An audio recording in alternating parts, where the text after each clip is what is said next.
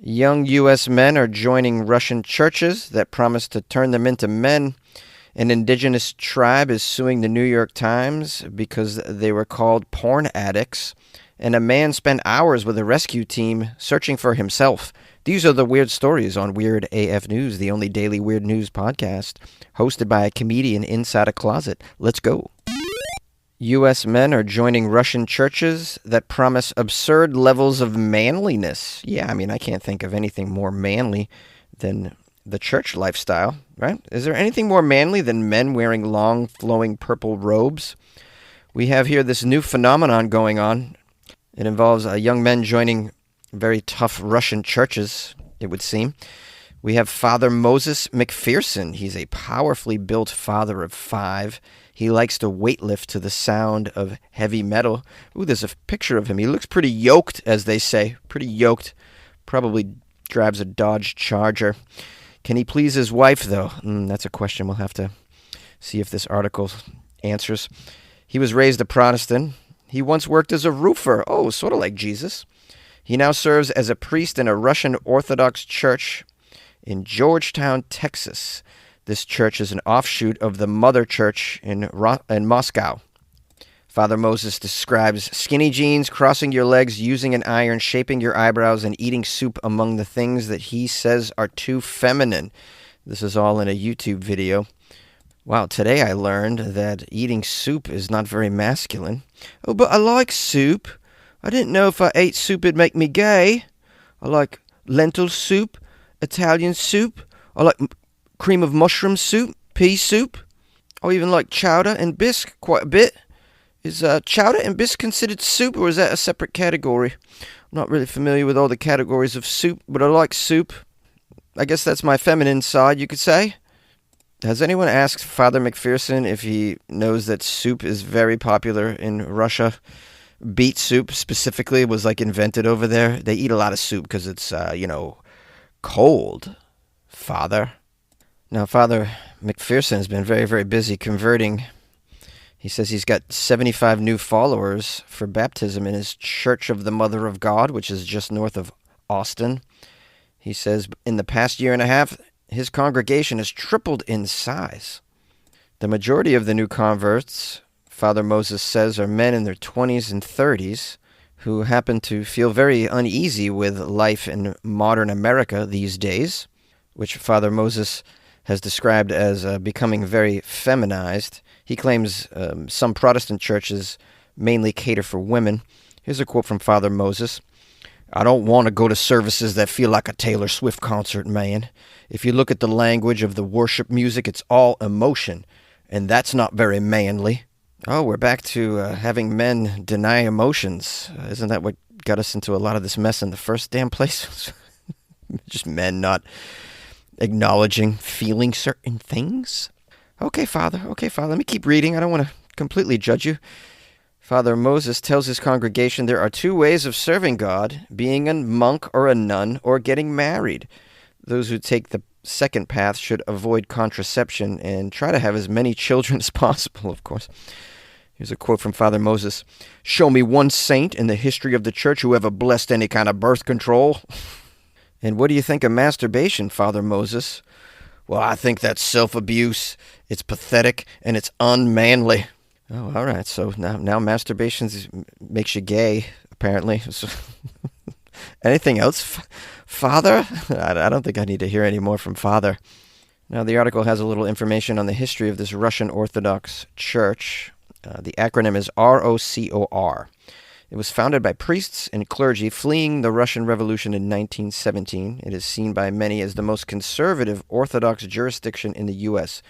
And this small religious community that the Father is part of is a vocal one, and what's unfolding within it mirrors broader political shifts, especially following President Donald Trump's dramatic pivot toward Moscow. Well, that's kind of changed in the last couple of days as the president's kind of come out against Putin pretty harshly. But he seems to flip-flop every other week, so that could go back. He could be Team Putin once again in a few days. Now, regarding this sect of Orthodox Christianity, the data does back up a trend of young men joining it. So you guys should just go full on and go to Russia. Why not? Yeah, just head on over there and experience all that hot, hairy, masculine Russian freedom that they enjoy. And you know what's really manly? Dying in a war in Ukraine. I heard that's really manly. And if you happen to live through it, I mean, you can then just drink yourself to death like all the other men. So, super manly. In this article, they interview a woman named Alyssa Davis. She's a former Protestant who now belongs to the Greek Orthodox Church in the area. She says many converts at this Russian Orthodox church belong to the, quote, anti-woke crowd and sometimes have strange ideas about their new faith, especially those in the Russian church. They see it as a military, rigid, disciplinary, masculine, authoritarian religion. It's kind of funny. It's almost as if the old American Puritans and their craziness is resurfacing once again. Well, I hate to break it to you, Alyssa, but that's been happening for many years. And you don't have to go far for that. It's in the state you live in, girl. They ban books. It's very common. Yet, despite all this, the articles say some young men in America see Russia as the last bastion of actual true Christianity and Christian values. Really? But, like, are they aware that Jesus did some really gay stuff? Gay stuff? Like what, Jonesy? Like love everybody? I think we just have some confused young men here in the States. And I mean, that's totally acceptable and understandable. You know, I covered a story yesterday about the young people in China just staying in bed all day. I mean, at some level, these are kind of like all cries for help. And I hope they get the help that they need. And maybe it's through joining this community. So, do your thing. As long as you're not harming others. You can lay in bed all day. You can go to a church and worship the image of Putin while you lift weights and listen to heavy metal with the Father Jim Bro over there, if that makes you happy. But lastly, let me just say this regarding manliness, and this is just a lesson in universal human behavior. True manliness, as you describe it, which is like a rugged independence sort of vibe, I get it. But true manliness doesn't include some insecure concern and worrying about what the other boys think of you. So, maybe consider that as well. And maybe you'll save, I don't know, $6,000 on joining an alpha male boot camp at the end of the day. An Amazon tribe is suing the New York Times over a story it says led to porn addiction claims. An Amazonian tribe has sued the Times over this report about the community gaining access to high-speed internet, which it claims led to its members being labeled as porn addicts. I actually covered this story, I believe it was last year at some point, about the Amazonian tribe getting internet, and some of the members were watching porn this way. Totally natural. I mean, why wouldn't you? I think the internet was invented so we could all watch porn remotely, right? This defamation lawsuit said the New York Times' report portrayed the Marubo tribe as, quote, unable to handle basic exposure to the internet, and highlighted allegations that their youth had become consumed by pornography. Yeah, well, tell them it's fine. It's fine being addicted to porn. It's okay. It's totally normal. Most of us are. So it's not a big deal. You don't have to be ashamed of it, right? It's part of modern lifestyle. It's step 1, get yourself a smartphone. Step 2, open up a Postmates account so you can get food delivered right to your face. Step 3, watch a lot of porn. Step 4, play Grand Theft Auto. Now you're a citizen. Now, it says this Amazonian tribe's lawsuit named TMZ and Yahoo as also defendants and said their news stories mocked their youth and misrepresented their traditions. The Marubo are an indigenous community of about 2,000 individuals. They are seeking $180 million in damages. My goodness. Wow, they were quick to join society, huh? They're already incorporated and lawyered up. Now, the New York Times' story was written 9 months after the Marubo gained access to Starlink, which is a satellite internet service. And it said the tribe was, quote, already grappling with the same challenges that have racked American households for years. This included teenagers glued to their smartphones, violent video games, and minors watching pornographic videos. It stated that a community leader and vocal critic of the internet was, quote, most unsettled by the pornography that was going around and had been told of, quote, more aggressive sexual behavior from the young men as a result of watching pornographic videos. The lawsuit claims other news outlets sensationalized the New York Times' report, including a headline from TMZ referencing porn addiction. The response led to the New York Times running a follow-up report about a week after its original story with the headline, quote, "No, a remote Amazon tribe did not get addicted to porn." The report said more than 100 websites around the world had published headlines that falsely claimed the Marubo had become addicted to porn, but the lawsuit claimed the New York Times' original story had portrayed the Marubo people as a community unable to handle basic exposure to the internet, highlighting allegations that their youth had become consumed by the pornography. Well, it would seem to me like the New York Times is off the hook for this because they never flat out stated that they were addicted to porn. And then they wrote a story a week later saying, no, they're not addicted to porn. I mean, it's these trashy media places like TMZ that give you a problem when stuff like this comes out. So maybe a lawsuit against TMZ has some sort of credence. I mean, I kind of empathize with these people. On the one hand, I mean, you have these salacious media outlets that are running with a false claim that this tribe is addicted to porn, and that can't be good. There was probably some other tribes making fun of them along the way as well. Hey, what's up, you pickle ticklers? Huh, you spear strokers? What's going on, you pervy nation of wankers? Yeah, so I went hunting last week with those, that other tribe, the kielbasa cuddlers. Oh, are you referring to the monster drainers or the mule floggers? I mean, that sort of razzing is not okay, right? But $180 million, I mean, what are we talking about here? Just, you're an indigenous tribe, just who cares? Move on with your life, is what I would suggest. Just enjoy your little internet, follow along with the Diddy trial like the rest of us are doing, and have a good time. I'm wondering how they even know that they could sue, that was even a thing. Well, I suppose internet. Did Sweet James put a billboard up on this remote island? You guys familiar with Sweet James? He's got all these billboards around Los Angeles. Were you hurt? Who hurt you? One of the neighboring tribes called my son a tosser. That was very hurtful. I'm calling the law offices of Sweet James. I think we got a suit, guys. I hope I didn't add to the piling on of a false label of porn addicts when I covered that story last year. I wouldn't want to contribute to the misery of this indigenous tribe. I like indigenous tribes. I respect them. I actually respect them less when they get internet, if we're being honest. I think you should just remain indigenous. You'll be way happier without the internet, I think. That's just my hunch. I'm not sure if any of those tribe members listen to this podcast, but if you can hear my message, say give back your satellite dish and just go back to frolicking in the wilderness with a gourd over your pee-pee area.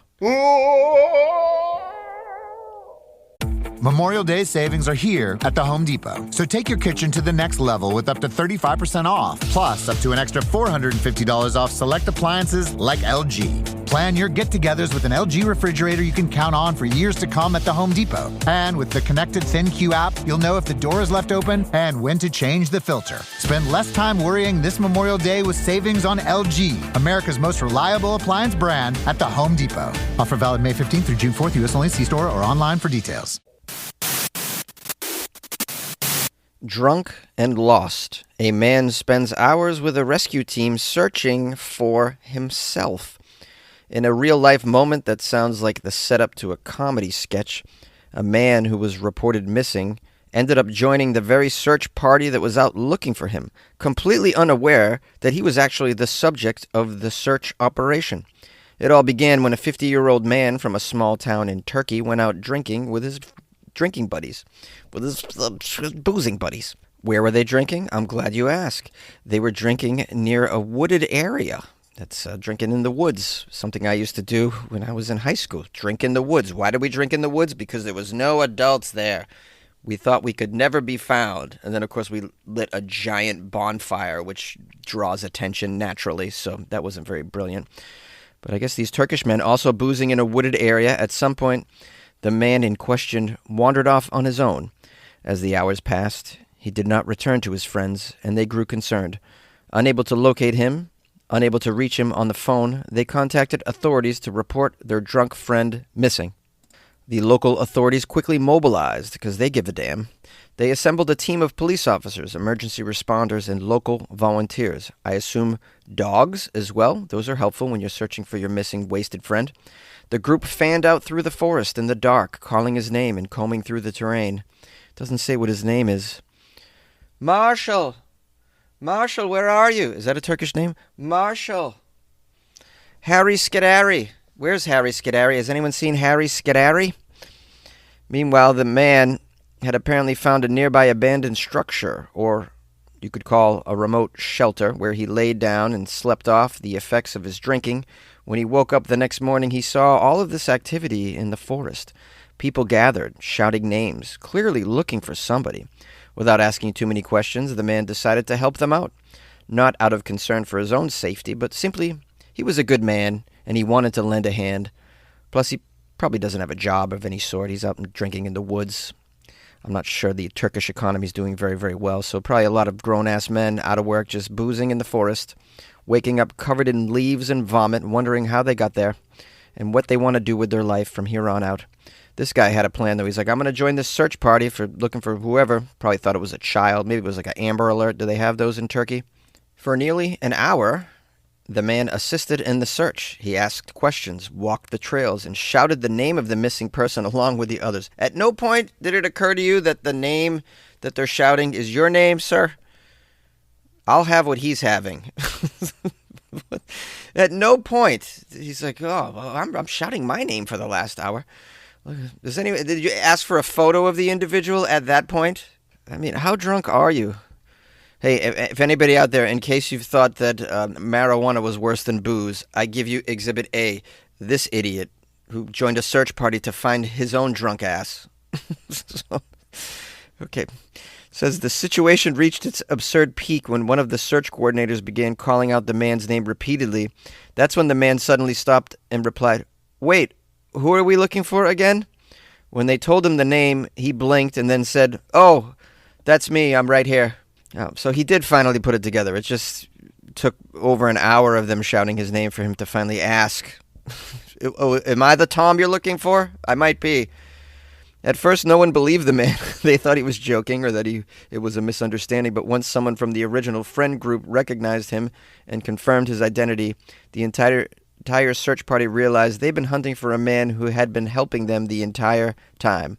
And fortunately, the story ended with laughter, not tragedy. The man wasn't injured and no disciplinary action was taken.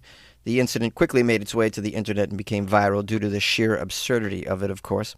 As strange as this sounds, though, this isn't even the only case of its kind. Can you believe that?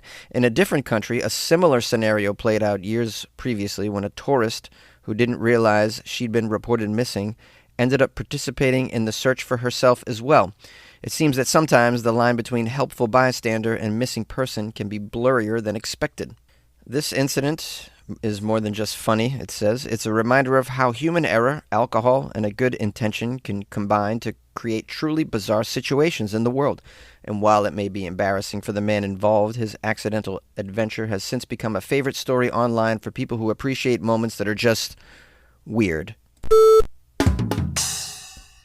Hello there, my friends, my loyal listeners, my weirdos. I appreciate you spending some time with me in the Weird AF News podcast. Thank you so very much. I'll keep this outro very brief out of respect for your busy day that I'm sure you have right now. If you would like to support my show, you can go to weirdafnews.com and buy me a coffee or join the Patreon. That's a splendid thing to do with your life. You can also reach out to me anytime if you come across some articles you think are appropriate for the program. Jonesy, you're making it sound way more professional than it is. Don't forget, it's a dude in a closet. You're right. If you'd like to contribute to the podcast because you came across some weird stories, send a link right over to my email, funnyjones@gmail.com. Or on Instagram, you can put it in my DMs @funnyjones. Appreciate you. Good night.